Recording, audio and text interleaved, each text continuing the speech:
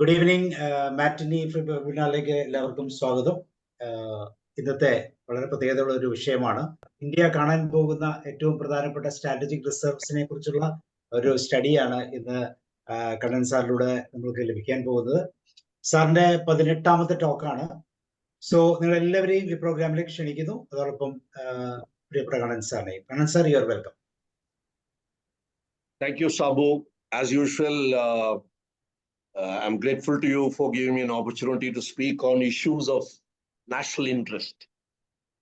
And today's talk is on strategic reserves maintained by India. What are the strategic reserves and how much are strategic reserves? I will try to explain this. But before I go to the presentation, I want to tell you, every country is worried about how much reserves they keep. Just like you and me are worried about how much reserves we will keep, maybe by way of finance, maybe by way of property, maybe by way of our other resources. Every country is worried about the resources it can keep as reserves. But let's look at 3-4 things which happened in the last 4 or 5 years. When COVID came, we all got worried about vaccine. How will you get the vaccine? Some countries refused to give the vaccine to other countries because they said we should keep the vaccine for first dose, second dose. So we can't spare it for other countries. Of course, India gave vaccines to many countries. That's a different topic. But when there was a medical emergency, when there was a pandemic, shortage of vaccine was a big issue for many countries. Second, I'll take an example of what happened in the Russia-Ukraine war. It's been going on for the last couple of years now. So let me tell about one particular incident. As a part of the military action in this war, the gas pipeline feeding to Germany was blasted. And this caused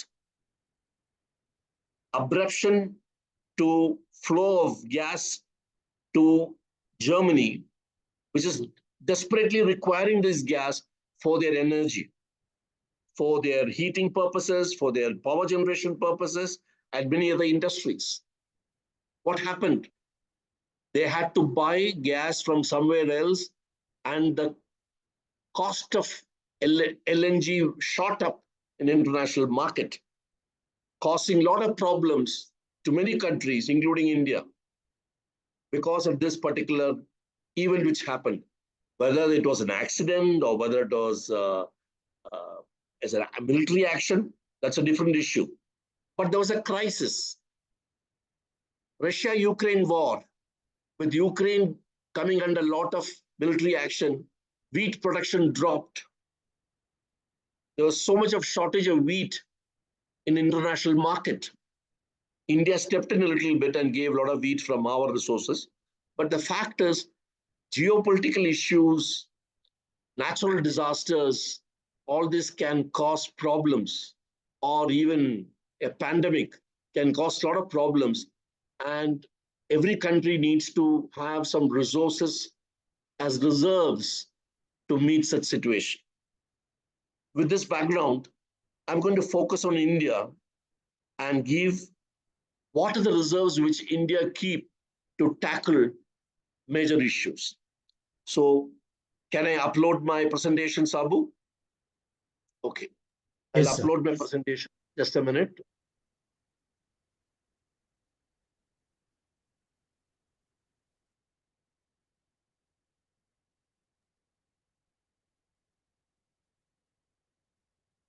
Okay, can you see my presentation now? Yes, sir. Okay, right. Right. So I'm going to say that India's strategic reserves are expanding in quantity and expanding in variety. We'll talk about it as we go along. So let me come to the first slide, introduction. As I mentioned, every country would like to keep some reserves for geopolitical issues or supply chain risks. Imagine if Suez Canal is blocked for some reason and the ships had to come around South Africa, there'll be holdups, delays in trade, in ships coming and going. This can cause problems in supply chain. It can become an issue. Similarly, it can happen in Panama Canal as well. So countries have to cater for such exigencies in not only geopolitical issues, but also in supply chain, be it for medicines, be it for water, be it for other commodities. India also has prepared and kept some strategic reserves. Normally, countries keep in two types of reserves. One is called buffer stock and other is called reserves. And there's a difference between buffer stock and reserve. I will just highlight what is the difference. Buffer stock, which we have heard, wheat buffer stock, rice buffer stock, medicines, how much we should stock in hospitals. I will touch upon this a little later. Fertilizer, all these are ready to use items that can be immediately issued to the user, be it grains, be it medicines, be it water, be it fertilizer to farmers. They're ready to use. If you have such commodities kept in large quantities in various places, then it is called buffer stock. But if it's a raw material, especially imported, it could be domestic as well. If it is a raw material which requires further processing, then it is called strategic reserve.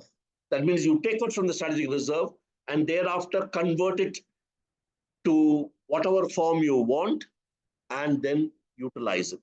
Some conversion may take time, some conversion may not take time, and we will see this as we go along. So there's a difference between buffer stock and reserves. India has catered for 3 strategic reserves, 3 products in strategic reserves, and they're planning the 4th one. So I will touch upon this in this order. Let me go to the first one. The first strategic reserve we have is crude oil. India's crude oil is stored in different places. Refineries keep some stock with them, crude oil. There are about 20 plus refineries in India. So they all keep stock with them for running the refinery for, let us say, 2 weeks. They keep stock with them within their premises. But the government keeps stock in some other place, which I will show in the map. Government keeps stock in Mangalore, Visakhapatnam. They have reserves at this point of time, and a third place called Padur, which is also in Karnataka. These stocks are in huge caverns or between 2 hills where there is an opening there or there's a depression there. They fill up that place with concrete, make a big tank, and inside that there are many small tanks. They're all filled with crude oil and kept. So India keeps stock in Mangalore, Vizag, and Padur. I'm not giving any official secret. It is from the public media. I'm giving you those details. And this stock, which amounts to 5.3 million tons of crude oil, is enough for 10 days use by India. So India's requirement of 10 days petroleum and diesel in the form of crude oil is kept in this. So if you want to keep crude oil in a cavern, which is in the gap between 2 hills, then obviously it has to be nearby a port.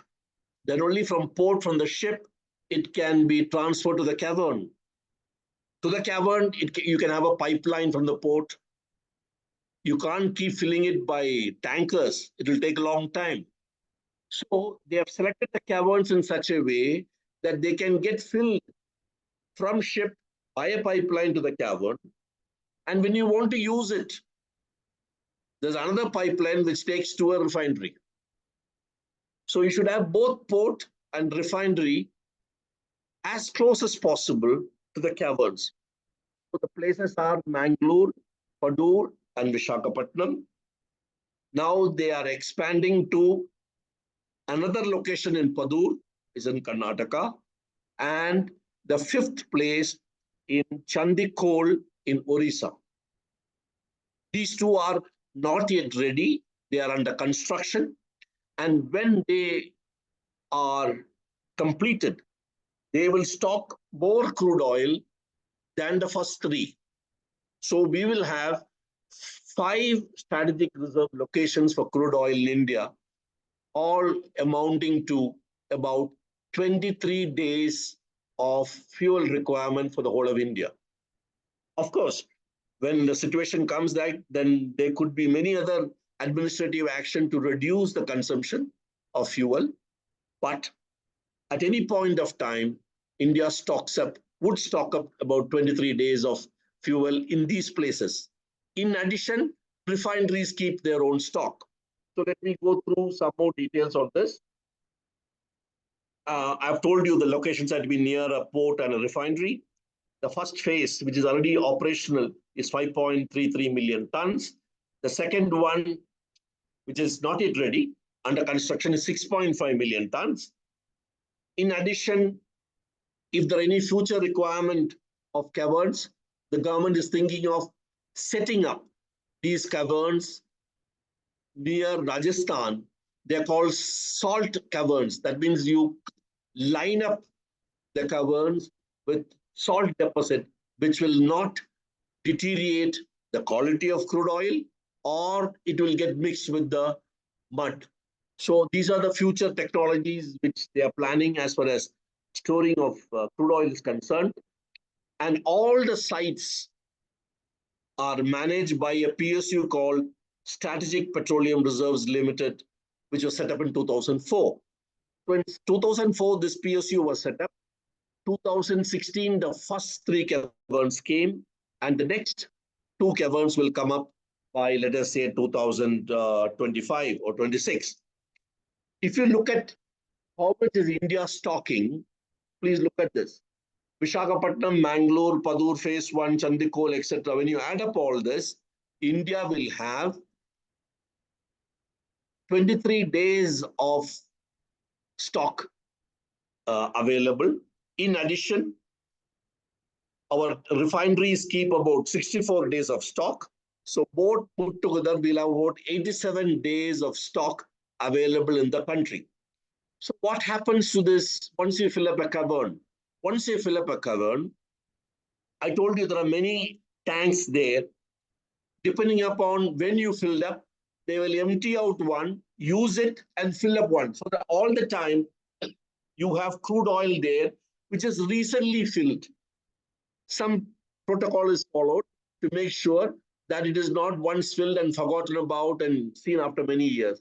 So you keep refreshing the stock by way of its life.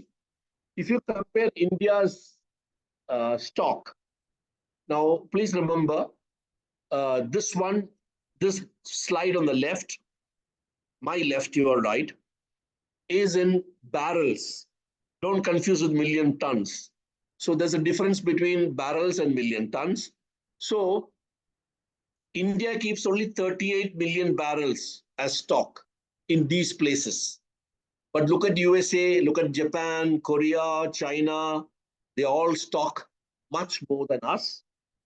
We are able to stock only this much, and definitely more requirement may come as our economy grows, and then they may have salt caverns in Rajasthan.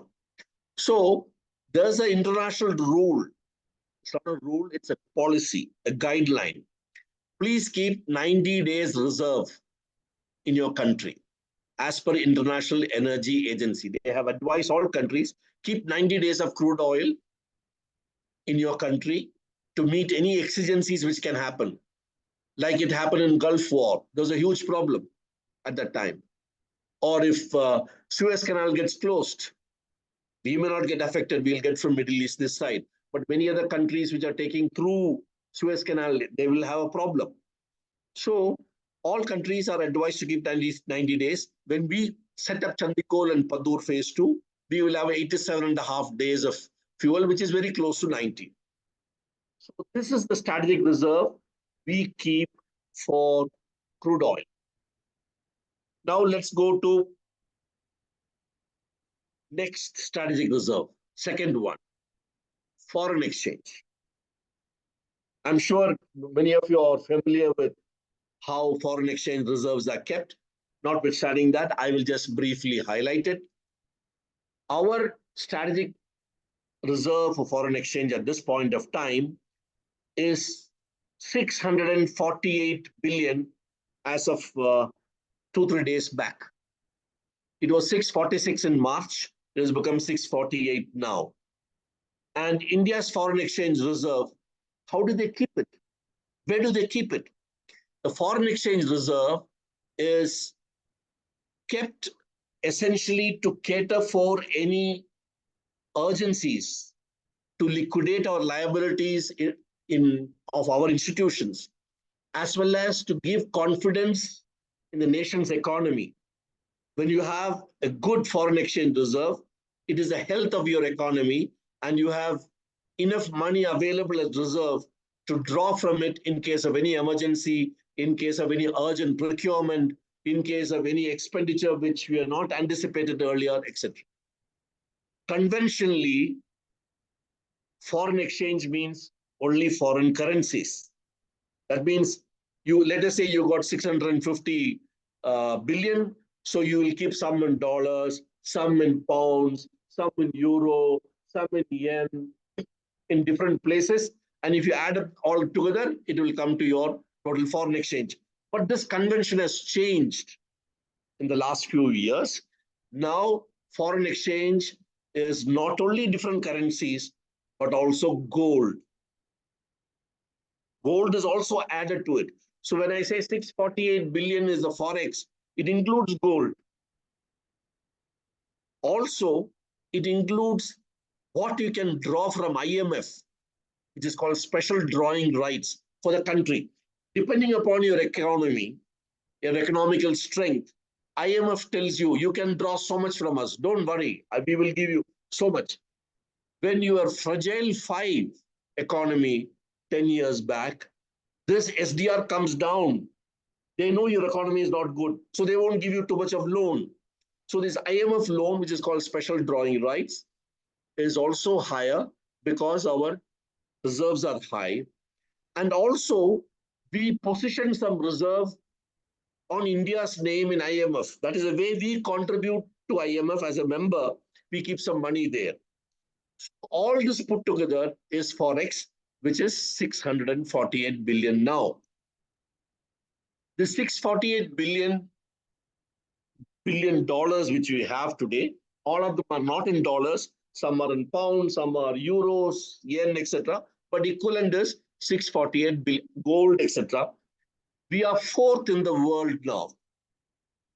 First is China. You can see the graph.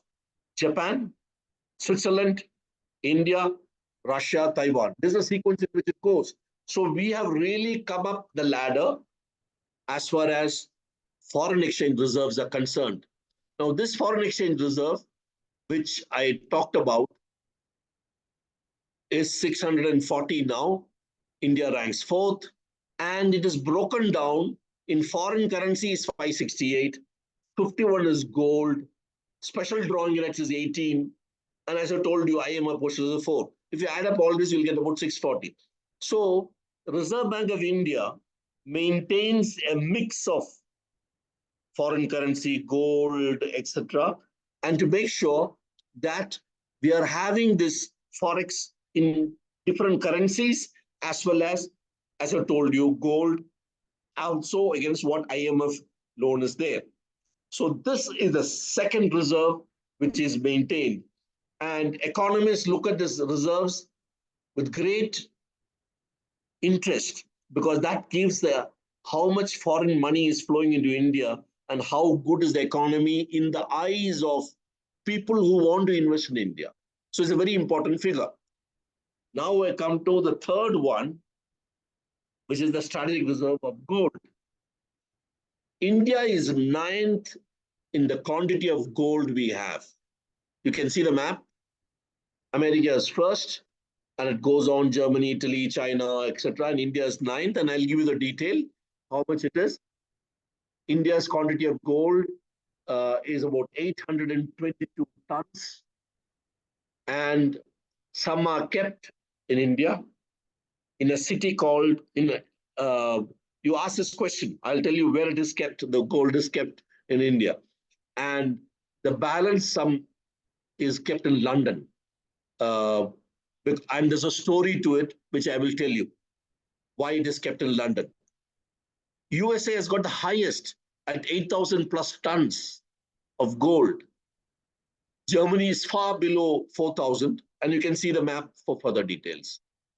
So gold reserves are part of Forex. I told you some time back. Earlier it was not. Now gold is a part of foreign exchange reserves. And anyway, India's gold mines are completely depleted.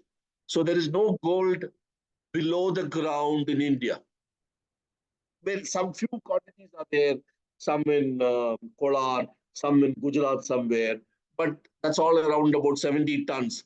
So it is as good as very little reserves are there, which are still lying under the ground. It will not consider that. It is only the gold which is kept in the gold vault in India, as well as some gold we are keeping in London. And there's another dimension to India's gold. A lot of gold is available with Sabu, with Sri Kumar, with Hariharan. Hariharan may not have much now, with Kannan, etc. I'll talk more about it. You look at this graph. World Gold Council estimates India has 25,000 tons of gold amongst Indian families. 25,000 tons of gold. And this is based on their study. How much gold has come to India, how much have been smuggled into India, how much sales have taken place in India. And this is more than reserve of USA, plus Germany, plus Italy, plus France, plus Russia, plus China, etc., etc. So there's a huge wealth lying with Indian families, which of course is not available to government for any requirement, but there's an inherent strength in our society, amongst our families, to keep gold. So sometime back I told you, countries keep reserves. Individuals also keep reserves. Individuals keep reserves in the form of gold, keeping some 10 sovereigns, 50 sovereigns, 100 sovereigns, depending upon their status. They keep, that is their fallback in case there's an emergency. So India's gold reserve of 25,000 tons, which is lying all over, distributed amongst Indian families, is a great strength, which we can be proud of, but it is not directly accessible for any productive requirement. And I've told you, it is more than the reserves of all other countries. So the gold reserve, why is it so critical? If you recall, and many of you may be knowing the story, in 91, after the Gulf War, when petroleum prices had shot up, India did not have money to buy crude oil. And India had to mortgage gold in some banks abroad. Bank of England, Bank of Japan, Bank of Switzerland. Gold was flown out of India. Dr. Manmohan Singh was the finance minister then. It was a desperate effort to convert it against that gold and get dollars from IMF. IMF refused to give India money. And in 91, just for $2.2 billion, we had to send gold by aeroplane to Bank of Japan, Bank of England, and Bank of Switzerland. 47 tons went to Bank of England and Bank of Japan, and for $600 million, and 20 tons went to the Switzerland Bank. Altogether, about 67 tons of gold were sent. And after some time, we got back the gold, but we didn't take back the gold from Bank of England.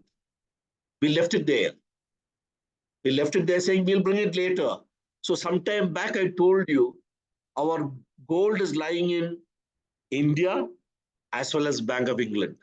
That what we took to Bank of England earlier, we have not brought it back yet. It is kept there on our name. And there are more details to be shared on this particular issue.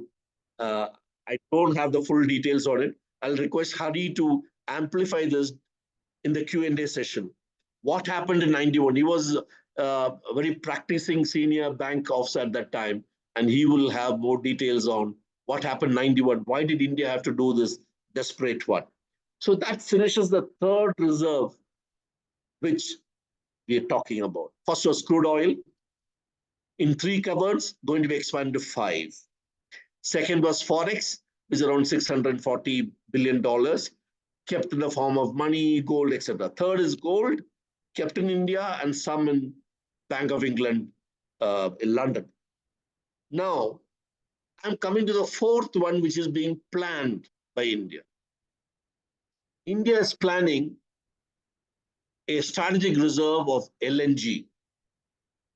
Why? Why should they plan LNG? LNG prices have shot up so much after the pipeline broke near Germany. And even today, LNG prices are very, very high.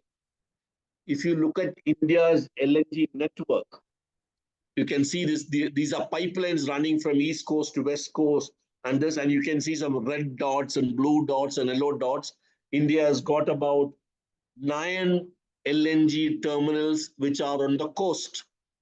Ships come with LNG from abroad and unload there. I should tell you, LNG is liquid or liquefied natural gas. It comes as liquid. It comes to Cochin also. It has to be converted to gas first through a gasification unit. Liquid is converted to gas, and thereafter it goes by pipeline to various users, be it for FACT or be it to some other place, Bangalore, etc. It goes by a pipeline from various ports, and where you want to send it in liquid only, then you send by tankers. You very often see tankers carrying liquid nitrogen gas. They carry directly from the storage tank in the port. So India's LNG consumption is around 66 billion cubic meter. Half of it, roughly, 55% is imported and 45% is domestic. Some domestic production is on land. Most of it is offshore. Now, the PSU which is in charge of this is GAIL, Gas Authority of India Limited. They distribute this LNG to fertilizer plants, power plants, industrial units, etc., etc. And it is expected LNG will be required to produce a huge amount of power, 25 gigawatts of power by 2030. Why? LNG does not emit carbon as much as coal. It does emit carbon dioxide, but LNG is preferred. But LNG is costly. Coal is cheap. So you may have cheap coal, but you cannot use it because there is a limit to which you can emit carbon dioxide. So you have to use LNG. And please also remember, we discussed this in an earlier talk as well, that the reserves which are there for LNG is only in GAIL in the various units of GAIL, in tanks and pipelines, etc. Very small quantity. It is 1/30th of our annual requirement. So there is no strategic reserve at the moment for LNG in India. But government is thinking of setting up a strategic reserve for LNG, primarily because LNG is going to be the fuel for tomorrow and not diesel for ships, not coal. There are many ships which are running on LNG these days, and all ships in future will be running on LNG. All public transport are already running on natural gas, which is not liquefied, but compressed natural gas, CNG. CNG and LNG are two forms of natural gas. One is made liquid, other is just compressed as a gas. So CNG will be required for public transports. LNG will be required for ships. So LNG demand will go up in the world. And therefore, we have to tune our economy to have LNG in future. Now, government has constituted a committee to study this project and say, where are we going to have this LNG reserve? Obviously, it has to be very close to a receiving station. We already got 9 stations, 9 terminals. It'll be somewhere where a huge tank can be created. Such facilities exist in China, Taiwan, South Korea, etc. Japan also has got. And it is expected that they will use old, depleted hydrocarbon wells in which they will create gas-tight volume and store natural gas either as liquefied or compressed gas. This detail will come out after this committee finalizes, which is expected to finalize its report next year. And initially, the capacity is expected to be 4 billion at a cost of, I think, 15,000 crores. And India will start reserving LNG in 1 or 2 places. But why LNG is important? As I told you, the future economy is going to be tuned to LNG. And we've got a huge reserve of LNG in the ocean, in the form of a hydrate. It is under the sea. And we got huge reserves of LNG next to USA. World's number 2 we will be. But how to take it out, nobody is sure. But it is there.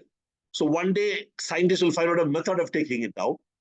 And when they take it out, we have to make sure the LNG, which is going to come from the bottom of the sea, underneath the continental shelf, it is underneath the continental shelf.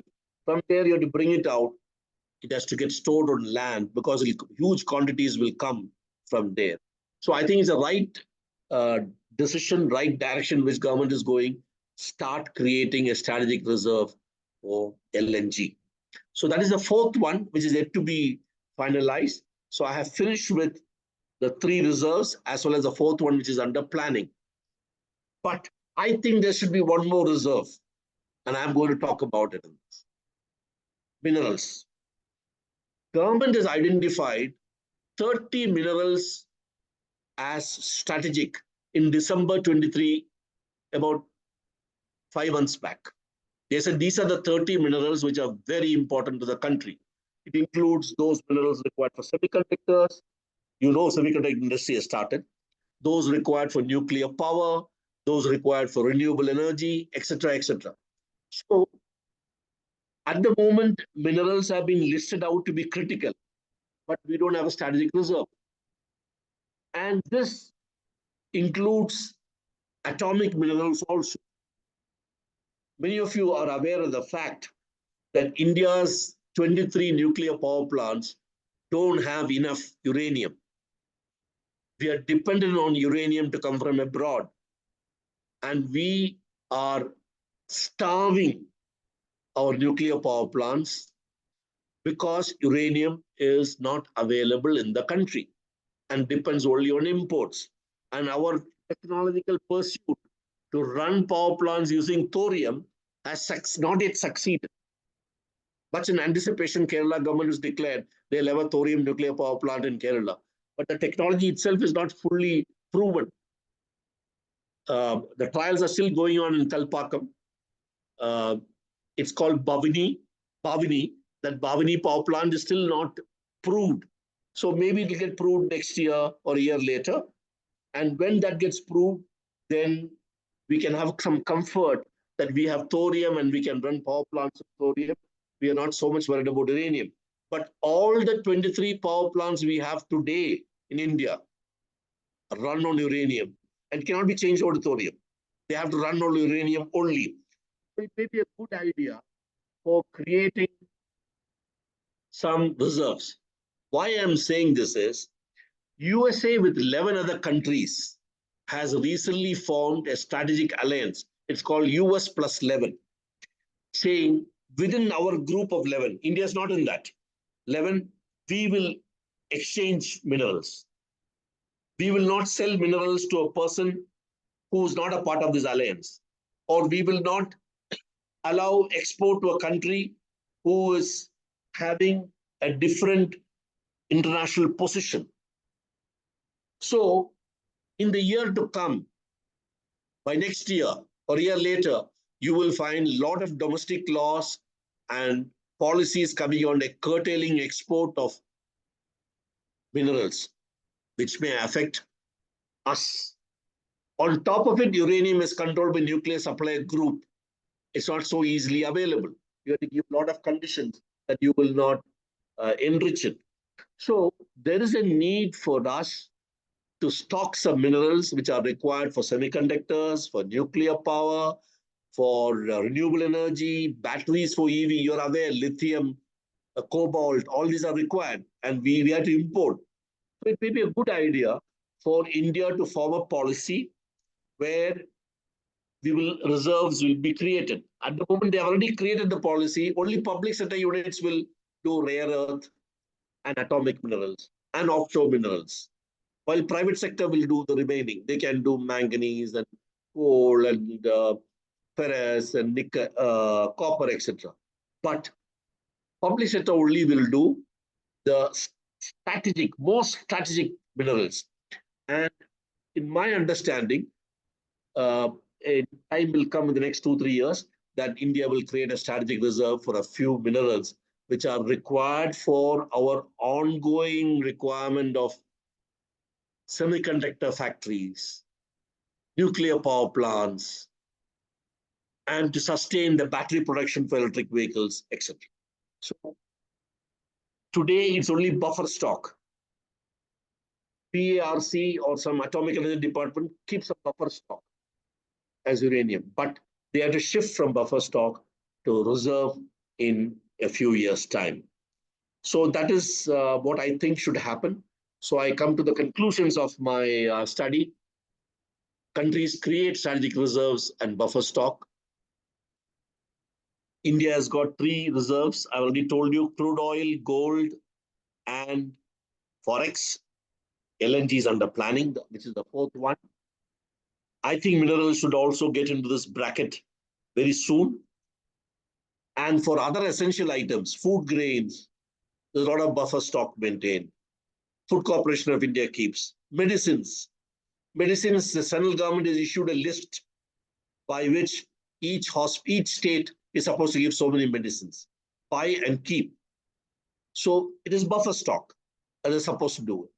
And similarly for fertilizers, etc., etc. So the use of this buffer stock is controlled by some policies. How much can you export? How much more you will import?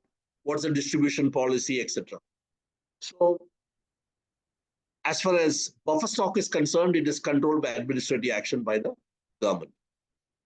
But all said and done, our strategic reserves have been growing. You have seen how it is growing for crude oil, how it has grown for foreign exchange, how it has grown for gold. And this has served well in shoring up our growing economy.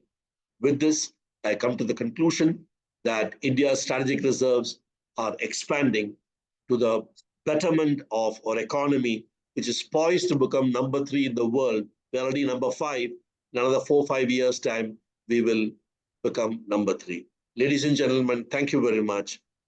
Jai Hind. Thank you, sir. Thank you. Yes, thank you, sir.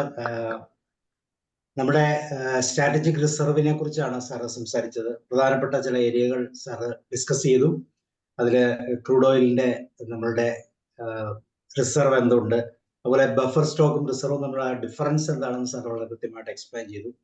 അതുപോലെ ഫോറക്സിലുള്ള നമ്മളുടെ contribution, അതുപോലെ ഗോൾഡിന്റെ തലത്തിൽ നിന്നുകൊണ്ട്, പിന്നെ LNG and finally minerals, critical മിനറൽസിനെ കുറിച്ചുള്ള strategies. തീർച്ചയായിട്ടും വളരെ നാഷണൽ ഇൻട്രസ്റ്റ് എന്ന തലത്തിൽ നിന്ന് നോക്കുമ്പോൾ ഇതിനെക്കുറിച്ചൊക്കെ നമ്മൾ നേഷന്റെ ഒരു പ്രധാനപ്പെട്ട പാർട്ട് എന്ന നിലയിൽ നമ്മൾ മനസ്സിലാക്കേണ്ടതാണ്. സോ അതിന് തീർച്ചയായിട്ടും ഇത് വളരെയധികം സഹായിച്ചു. Thank you sir, thank you very much. Thank you. Can I stop sharing? Yeah, sure sir, sure sir.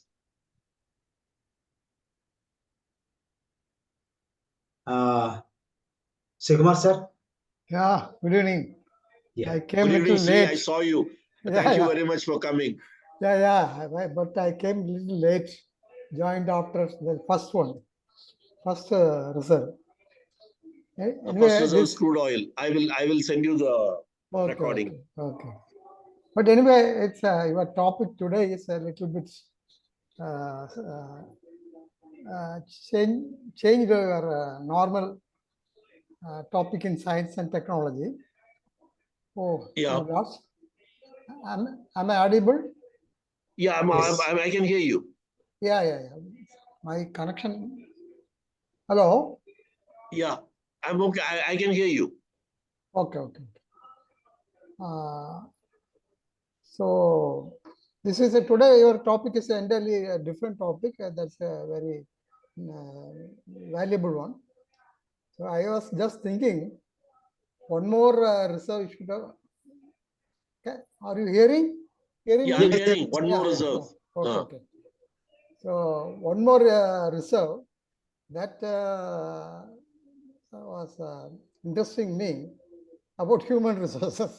Maybe it is a Which one? Human resources. It may human look resource. awkward. Buffer stock will go ഉണ്ടല്ലോ. അത് ഉണ്ടല്ലോ, നമുക്ക് ഇഷ്ടം പോലെ ഉണ്ടല്ലോ. പക്ഷെ അതിനൊരു തീർച്ചയായിട്ടും അതിനൊരു നമ്മളൊരു ഇത് വേണം. കാരണം we have enough population and we are crossing China also in that respect. So India should consider it, how to use it, utilize for our technology and other things. Okay. I will respond to that, Sri. Okay. So human resources which you have in numbers, quality is not good for a high percentage of it. Many people are good, but some percentage of it is not very good. Okay. And that percentage is high. There are 2-3 reasons for it. One, our educational institutions which are producing graduates, be it in engineering, be it in arts, or be it in science, their employability is not high. This is a repeated observation by various companies who are trying to select people. They find the graduates who are coming from there, they are in possession of a certificate, but they can't speak well, they can't explain things, and they don't really understand. And they lean heavily on the organization they are joining to do the balanced learning. Much of it should have been done in the college itself. So employability is one problem. Second, for skill set, our program, Skill India program, has not taken off very well. Because Skill India programs which are to be executed through ITIs, somehow the interaction of the ITI to the industry has, that means there is a understanding between the local ITI and the local industry, or within a state, the ITIs and the industries within the state, that they will be able to keep so many ITI qualified technicians in Polytechnic ready for absorption by the industry. Now, that has not matched in many of the lines, many of the qualifications required. Government has been trying, but somehow Skill India has not delivered enough as per me. So there is a gap between what the industry wants and what is available in the market. So these are, unless these two are improved upon, you will find the quality of human resources in India, will not have a higher percentage of good HR. Today, the percentage of HR is not, good HR is not very high. Most of them are average, and a significant percentage is mediocre. I think it has to come out of the new education policy of the government is expected to address this. I am not ready to give a comment on whether new education policy will give or not. I'm not sure. You are working in academic institution, not me. So I don't know, but it is expected out of this. Employability has to become better. Thank you, Sri. One thing is more is we have to stress more, give more stress for research and development programs compared to developed countries. Our contribution in that sector, I think, is very minimal. Am I right? No, I will not say that. I think our best example for R&D in India is ISRO. And almost equally good is Department of Atomic Energy and BARC. They are outstanding scientists. The DRDO comes much later. Amongst the public R&D organizations, if I have to say ISRO, DAE comes, CASR comes somewhere the third, DRDO comes number 4, like that it goes. Because many of their research things are not found useful by the end user. But a lot of private industries have started R&D and they're doing pretty well, especially in pharmaceuticals. Yeah. You see how many pharmaceutical companies have come up in India who have got very strong R&D, who have been able to meet the requirement of new types of treatment which are required, the medicines which are required for it, the vaccines which we got generated during COVID. So I think there is a need to shift the focus of R&D to a little more throughput and quality. The government has recently formed a new organization structure for R&D. I'm trying to remember the name of that organization, which is going to be the apex body for all R&D in India. I think it is National R&D Board or something like that, to give a little more attention from higher administrative levels in the government. Because very often today's R&D organizations are not getting as much importance as they deserve, except for ISRO and DAE. So let's hope that it happens. Funding also will be a problem. Request you to, sorry. Funding also may be a big issue. No, funding is not a problem.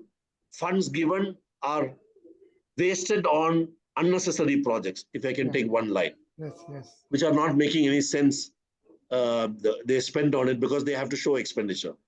Right. There's no linkage to what is required in many cases. So I got a question. Sabu, I want to request Hari to talk about the 91 crisis of gold, which depleted our reserves. Very service. Thank you, Kannan and Sabu. എന്തുകൊണ്ട് എന്നെ select ചെയ്യുന്നത് മനസ്സിലായില്ല. ഞാൻ ബാങ്കിൽ ഇരുന്ന് work ചെയ്യുന്നുള്ളത് മാത്രമേ ഉള്ളൂ. I'll tell you the problem come because the balance of payment concept. Because we export, earn foreign exchange, we import, we had to pay foreign exchange. Our difference is balance of payment. It will be positive if our exports are more than imports. Negative. 1991, so came, we had necessarily import crude oil. Kannan has referred, we talked because of the Kuwait war, the Gulf War crisis, oil consumption oil വന്നില്ല ഇവിടെ. Oil പിടിച്ചു നിർത്തിയപ്പോൾ നമുക്ക് വേറെ പല source വാങ്ങിക്കേണ്ടി വന്നപ്പോൾ we had to pay higher amount of pay. So അതിനുള്ള source ഇല്ലായിരുന്നു. നാച്ചുറലി അന്നത്തെ എക്സ്പോർട്ട് നമ്മുടെ വളരെ കുറവായി. ഇന്നത്തെ കമ്പയർ 30 വർഷം വളരെ കുറവായിരുന്നു. So it affected. So happen only way was അന്ന് Chandrasekharan was the Prime Minister, because I had given this subject in one of my talks. I think you have beamed it about few months back. Chandrasekharan took a very wise decision of mortgaging. It was the word mortgaging or pledging our gold. അത് നേഷന്റെ owner ആണെന്നൊക്കെ വിചാരിച്ചുകൊണ്ടിരുന്നതാണ്. പക്ഷെ he took a very bold decision. അതൊരു political ഒരു suicide പോലുള്ള decision ആയിരുന്നു. പക്ഷെ അവിടെയാണ് we found that so called our fair weather friends ആയ ഫോറിൻ കൺട്രീസ് ഒക്കെ പറഞ്ഞു, ഇംഗ്ലണ്ടൊക്കെ പറഞ്ഞു എന്താന്ന് വെച്ചാല് ഗോൾഡ് ഇവിടെ കൊണ്ടുവന്നാൽ നിങ്ങൾക്ക് കാശ് തരാം. അതായത് നമ്മള് പണയം വയ്ക്കാൻ പോകുമ്പോൾ എന്റെ വീട്ടിൽ കാശുണ്ട് സാർ കാശ് തരാമെന്ന് ചോദിച്ചാൽ അല്ലെങ്കിൽ പണയം ഇവിടെ കൊണ്ട് തരണം എന്നാലും ഞങ്ങൾ തരത്തുള്ളൂ പറഞ്ഞല്ലേ. We have to necessarily lift the gold from the RBI vaults in Bombay to both to England as well as to Japan. It was a very crucial decision, highly secured. അതിനെപ്പറ്റി തന്നെ അത് എങ്ങനെ നടത്തി എന്നുള്ളതിനെ പറ്റി തന്നെ വലിയൊരു സിനിമ വരെ എടുക്കാം. How it was transported from India to that place, because gold ആണ് പോകുന്നത്. ആർക്ക് വേണമെങ്കിൽ എവിടെ വേണമെങ്കിൽ തട്ടിയെടുത്തോണ്ട് പോവുകയും ചെയ്യാം. That's why we are keeping some gold in England now, in case emergency വരികയാണെങ്കിൽ നിങ്ങൾക്ക് ഗോൾഡ് എടുക്കാം. Now, in this context, I will want to some clarify. There is a confusion between foreign exchange reserve and foreign deposit investment. ഞാൻ പറഞ്ഞോട്ടെ, അത് മാത്രം പറഞ്ഞോട്ടെ. Foreign deposit investment കൂടിയ foreign exchange കൂടുന്നുള്ള ഒരു മിസ്കൺസെപ്റ്റ് ഉണ്ട്. തെറ്റാണത്. ഫോറിൻ എക്സ്ചേഞ്ച് കൂടണമെങ്കിൽ your export should be more than import. Then only it will go up. Otherwise it will not go. ഈ ഫോറിൻ ഡെപ്പോസിറ്റ് ഇൻവെസ്റ്റ്മെന്റ് എന്ന് പറയുന്നത് they are only parking their funds for benefit of some interest. For example, നമ്മുടെ ഷെയർസിന്റെ market വില കൂടുമ്പോൾ ഒരു 10 കോടി രൂപ ഇവിടെ പാർക്ക് ചെയ്ത് കഴിഞ്ഞ് പിറ്റേ ദിവസം ഇന്ന് ഷെയർ വാങ്ങിച്ച് നാളെ വിറ്റ അവന് 5-6 ലക്ഷം പ്രോഫിറ്റ് കിട്ടും. അതാണ് ഈ parking. So that's why that's highly volatile. When market is very steady, improve ചെയ്യുന്ന സമയത്ത് the foreign investors will come and park the funds. When they find the market is going to very reason, it can be political reason, it can be some other reasons also, they withdraw it immediately. Other market, it will bring down the market. Adana foreign FDI name. There is a misconception. Uttarayan foreign deposit investment foreign exchange കുഴപ്പമില്ല. അത് മിത്താണ്. അതൊരിക്കലും കൈ കാണത്തില്ല. ഏത് സമയത്ത് നമുക്ക് കാലിരിക്കാം. അവന്റെ സൗകര്യം പോലെ എടുക്കും. പിന്നെ ഈ how to improve the foreign exchange gold ഡെപ്പോസിറ്റിന് എന്റെ ചെറിയ ബുദ്ധി കൊണ്ട് ഞാൻ പറഞ്ഞതാണ്. there's a concept called gold bond എന്ന് പറഞ്ഞൊരു concept ഉണ്ട്. അതിന് ഇൻട്രസ്റ്റ് ഇത്തിരി കൂട്ടി കൊടുത്താൽ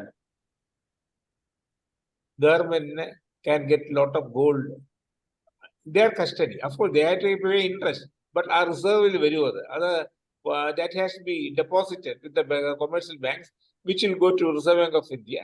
അത് നമ്മുടെ ഗോൾഡ് ഡെപ്പോസിറ്റ് കൂട്ടും. നമ്മുടെ ഗോൾഡ് ഡെപ്പോസിറ്റ് കൂടുമ്പോൾ അവർ negotiating power with the foreign IMFന്റെ കൂടെ നമ്മുടെ സ്ട്രെങ്ത് കൂടത്തേ ഉള്ളൂ. നമ്മുടെ ആൾക്കാർ ഈ 25,000 2 lakh ഇരിക്കുന്നത് നമ്മുടെ വീട്ടിലുള്ളവര് കയ്യിൽ 10 പോയിന്റ് മതി. 100 പോയിന്റ് വേണ്ട, 50 പോയിന്റ് നമുക്ക് ബോണ്ട് വാങ്ങിക്കാം. അത് ഗോൾഡ് നല്ലൊരു ഇൻട്രസ്റ്റ് ഗവൺമെന്റ് കൊടുക്കാമെങ്കിൽ ഡെഫിനറ്റ്ലി ഇറ്റ് ക്യാൻ ഇംപ്രൂവ്. പക്ഷെ നമ്മുടെ ആൾക്കാര് ഇന്ത്യൻ കൾച്ചർ, ഇന്ത്യന്റെ സൈക്ക് എങ്ങനെ വെച്ചാല് they will never part of the gold. എന്തു വന്നാലും ഗോൾഡുമായിട്ട് അതാണ് നമ്മളെ വീട്ടുകാർ ഒരിക്കലും കൊടുക്കത്തില്ല. അത് വരികയാണെങ്കിൽ there is lot of scope for improving our gold reserve and thereby strengthening negotiating capacity of the nation with other countries. Thank you. Thanks, Hari. സ്വന്തം കയ്യിലുള്ള ഗോൾഡ് ആരും വിട്ടു കൊടുക്കുന്നില്ല. Gold bond കൊടുക്കാമല്ലോ.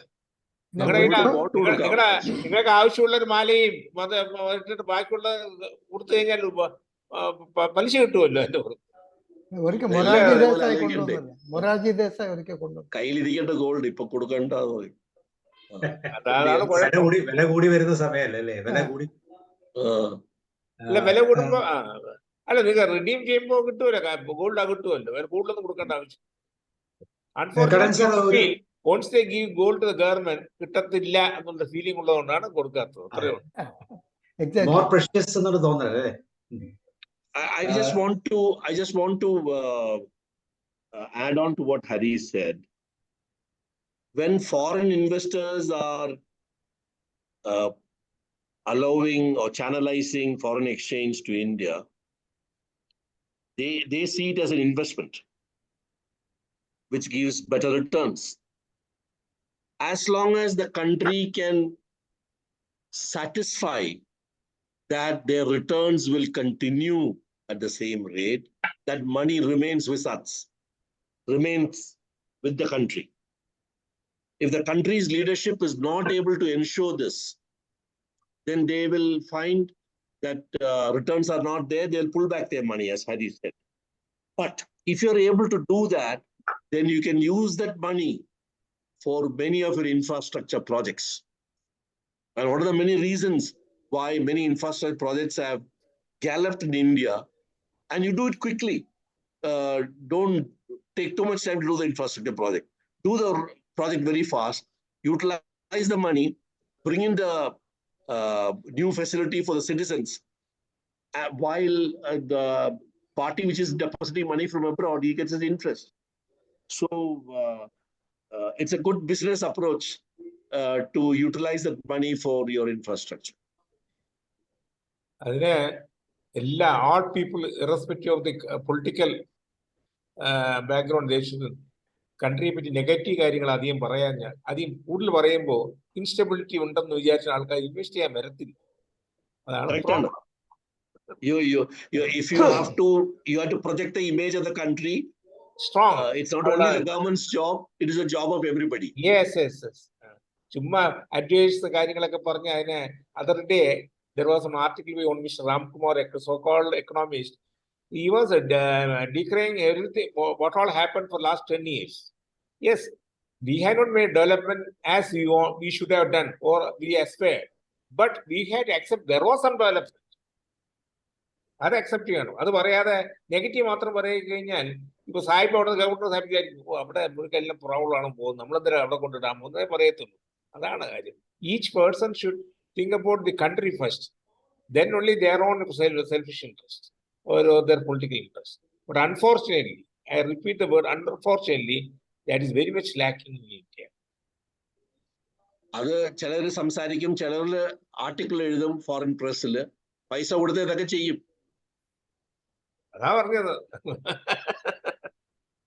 ഇത് അഫക്ട് ചെയ്യുന്ന നമ്മളെയാണ് അഫക്ട് ചെയ്യുന്നത്, സ്വയം അഫക്ട് ചെയ്യാവുന്ന കാര്യം മറന്നു പോകുന്നു.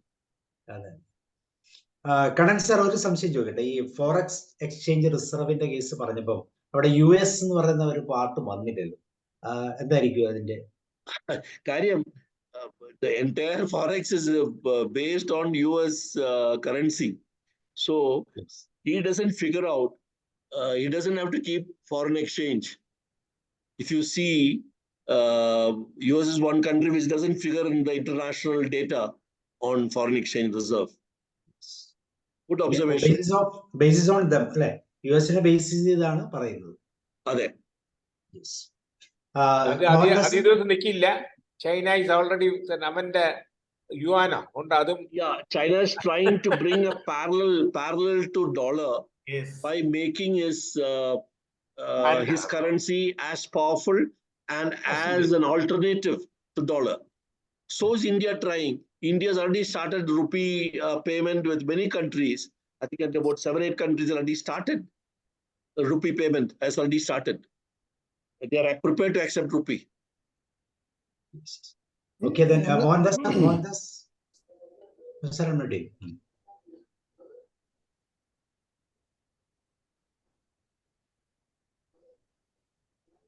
Mohandas, Ara Mohandas. Yes, sir. Yes, sir.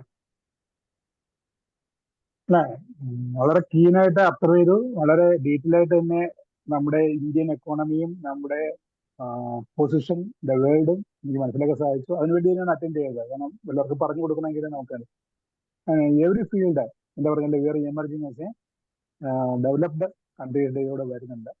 Last Hariharan സാറും പറഞ്ഞ പോലെ ഇന്ത്യയും ഡൗട്ട് ഉണ്ടായിരുന്നു. സെക്ഷൻ ഒന്നും പറഞ്ഞില്ലല്ലോ.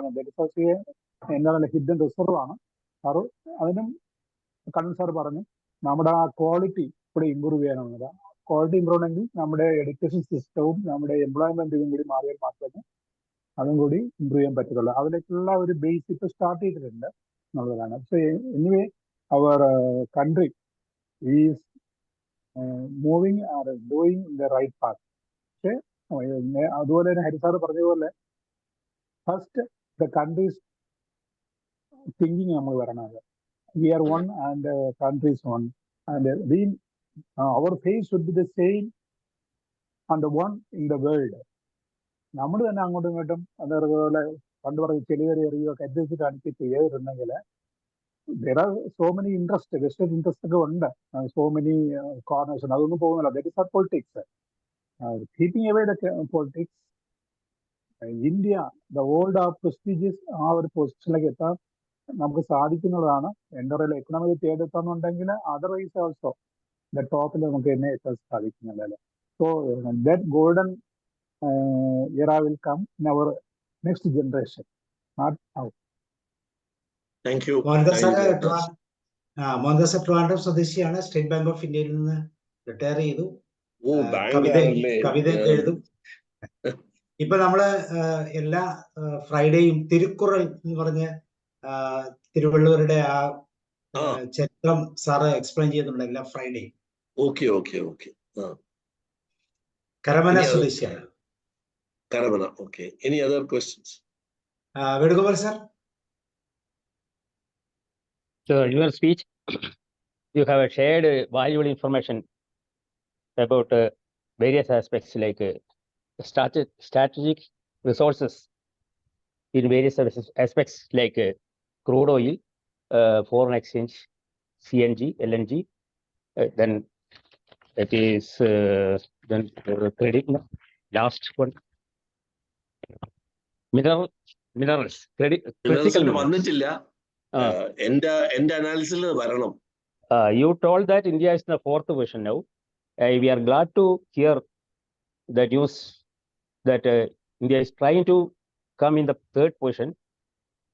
Anyway, it is a good message. No. India is in 4th position for foreign exchange reserve. Oh, foreign but exchange. 5th position in economy. Okay, thank you, sir. Anyway, we hope that India will try and India will compete with other countries in these aspects. Thank you for giving this kind of information, sir. Thank you. Okay, thank you, sir. Doctor? Sir, I am very much surprised to listen to your talk.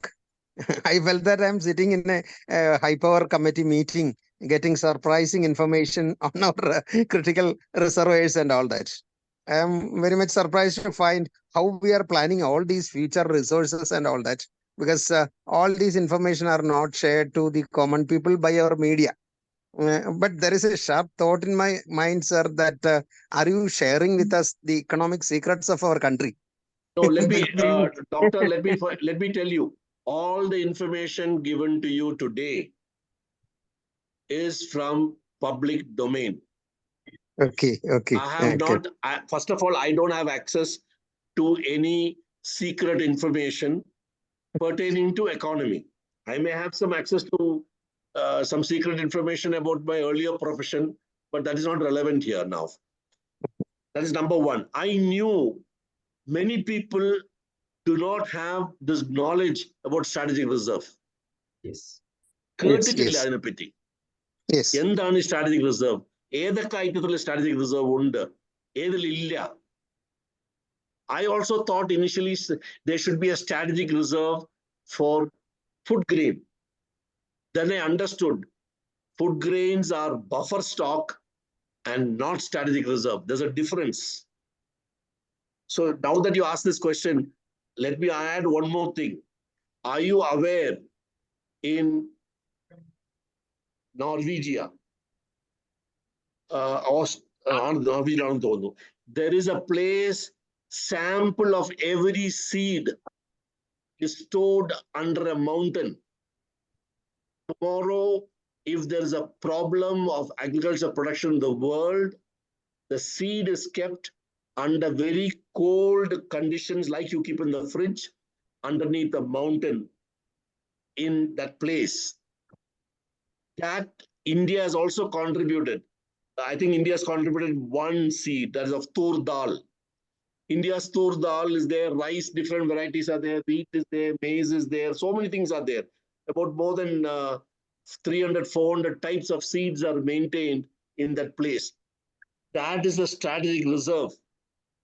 Yes. Similarly, there's another strategic reserve somewhere in Europe, I don't know the exact place, where many things pertaining to biological aspects of various animals and birds are stored and kept.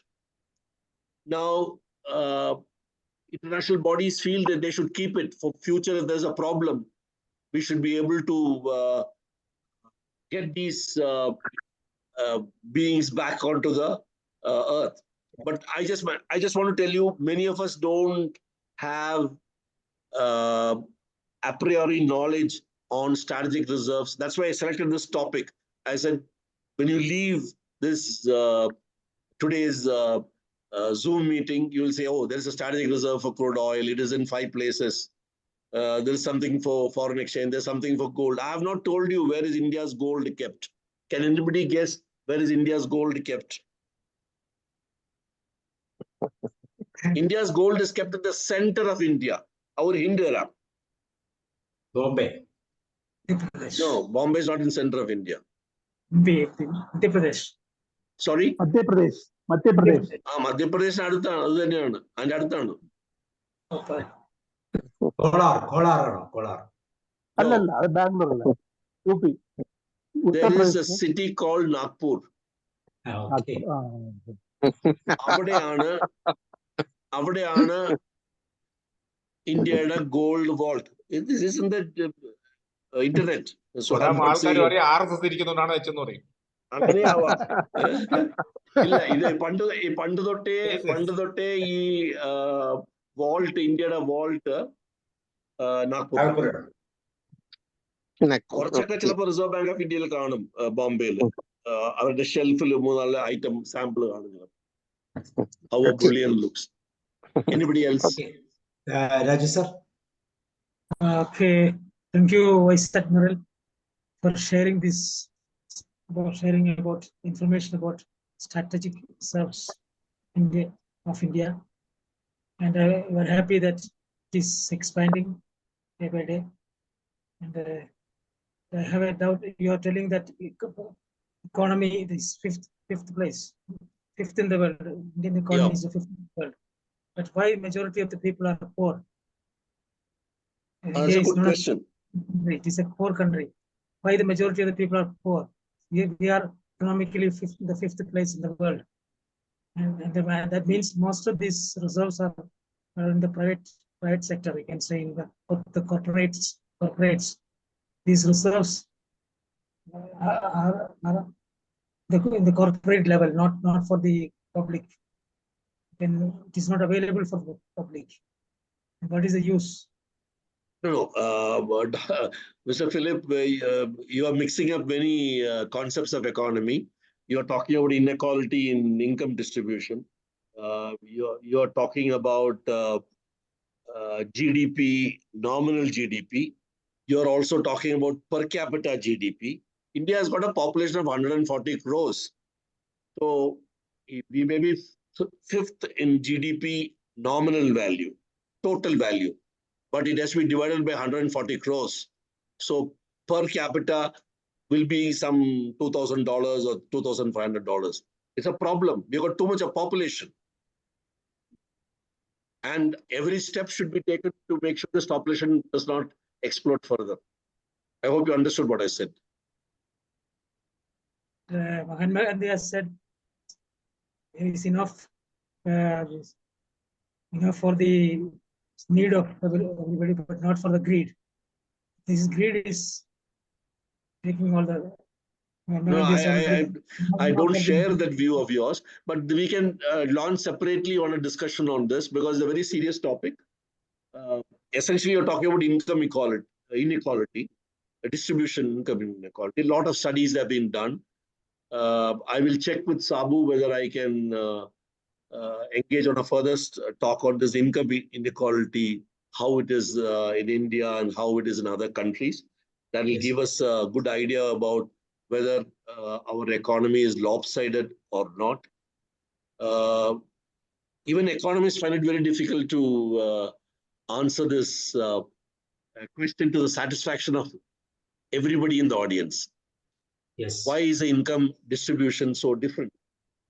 Income distribution will be, there'll be rich people and there are poor people.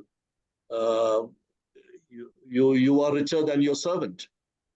You're richer than your domestic help. Why like that? Why not everybody have the same level? So it depends on many aspects. We will engage on this in another topic very soon. If Sabu says it's a good topic for me to discuss, I'll work on it and come back to you. Yeah. You'll have to give me, Yes. I can't answer all the questions on this income inequality aspect at this point. And that's got nothing to do with strategic reserve. Yes. Yes. Thank you. Today's topic is strategic reserve. Anybody else? Okay. Roy sir, are you ready? Okay, then we will stop. Anybody So else? വേറെ ആർക്കെങ്കിലും പറയാനുണ്ടെങ്കിൽ പറയാം, അല്ലെങ്കിൽ നമുക്ക് wind up ചെയ്യാം. Thank you, Kannan sir. വളരെ മനോഹരമായി. Thank you very much, Sabu. I'm happy that it has generated some discussion on this. I'm also happy that I could pass on data which I could obtain from public domain and share it with you so that you're all aware how our economy is backed up by some strategic reserves. Thank you very much. Allow me to leave the meeting. Thank you. Thank you, sir. Thank you very much. Bye. Thank you. Bye. Yes. Thank you, everybody. Okay, thank you, sir. Sreekumar sir എന്ത് ചെയ്യുന്നു ഇപ്പൊ? Sreekumar sir Just the same. I am looking after the school. അതുകൊണ്ടാണ് എനിക്ക് I do have so much academic interest in all topics, whichever Kannan sir deliberates. നമുക്കൊരു session തരൂ, sir ഒരു topic പറയൂ. എനിക്ക് ഈ ഒരു പവർ പോയിന്റ് ഒക്കെ ഉണ്ടാക്കാൻ ഇത്തിരി ഒരു പഠിക്കണം, അത് കുറച്ച് അതിൽ I am not well versed. അത് ഞാൻ ഹെൽപ്പ് ചെയ്യാം. ഞാൻ പവർ പോയിന്റ് എക്സ്പേർട്ട് ആണ്. I see. പവർ പോയിന്റ് പഠിക്കണമെങ്കിൽ ഞാൻ അതിന് സാറിന് ലിങ്ക് തരാം. ആ ലിങ്കിൽ കൂടെ സാർ ജോയിൻ ചെയ്താൽ പിന്നെ ഞാൻ ബുക്കൊക്കെ വാങ്ങി വെച്ചിട്ടുണ്ട്. ബുക്കൊന്നും വേണ്ട, എല്ലാം റെക്കോർഡഡ് ആയിട്ടുള്ള സാധനം അവൈലബിൾ ആണ്. കാരണം ഞാൻ ക്യാൻവ പവർ പോയിന്റ് ഇങ്ങനെയുള്ള ക്ലാസ് എടുക്കുന്നതാണ്. ഓക്കെ. അപ്പൊ അങ്ങനെയുണ്ടെങ്കിൽ ടോപ്പിക് ഒന്ന് ശരിയാക്കും സാർ, നമുക്ക് ശരി. ഓക്കെ.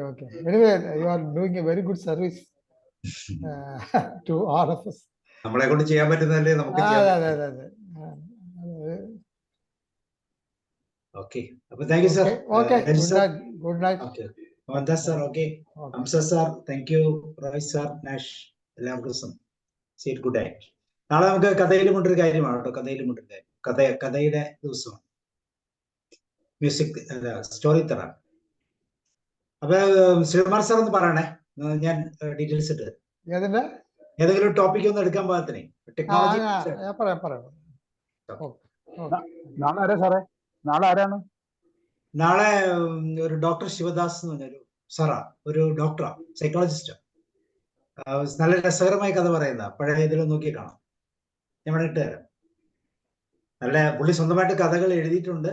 അത് വളരെ മനോഹരമായിട്ട് പുള്ളി അത് അവതരിപ്പിക്കുക, എഴുതുന്നതിനേക്കാളും രസകരമായിട്ട് അവതരിപ്പിക്കാമല്ലോ. കാരണം വിത്ത് ഇമോഷൻസ്, ഗസ്റ്റേഴ്സ് ഒക്കെ കൊടുത്തിട്ട് എഴുതുമ്പോൾ ഒന്നും പറ്റത്തില്ലല്ലോ. അത് നല്ല മനോഹരമായിട്ട് അവതരിപ്പിക്കുന്ന ഒരാളാണ്. വളരെ നമുക്ക് അവസാനം സത്യത്തില് നമുക്ക് ആ കൺഫ്യൂഷൻ ആയി പോകും, അത്ര രസകരമായിട്ട് പുള്ളി അത് അവതരിപ്പിക്കും. നമുക്ക് കാണാം. Okay, see you. ഒരു മാസം ഫ്രീ ആണെങ്കിൽ ജോയിൻ ചെയ്യും. ശരി, bye sir. Thank you and good night. See U.